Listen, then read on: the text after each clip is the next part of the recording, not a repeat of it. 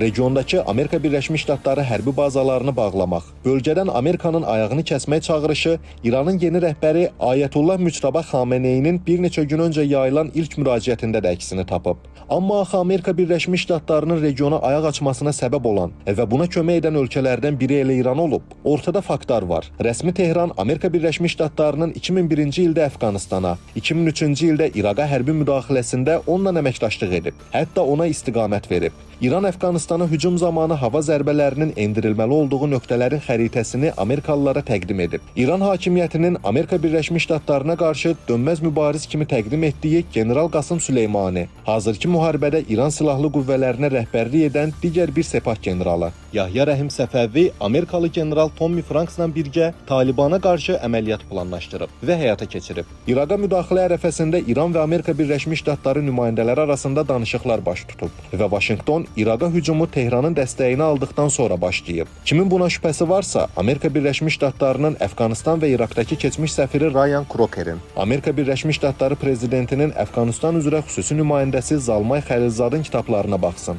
Onların məqalə və müsahibələrinə göz yetirsin. Əfqanistandakı Taliban hakimiyyətinin, İraqdakı Səddam Hüseyn rejiminin siyasi xarakteri və mahiyyəti öz yerində. Amma bu ölkələrdə Amerika Birləşmiş Ştatlarının zərbələri nəticəsində axan qanlar müsəlman qanı deyildimi?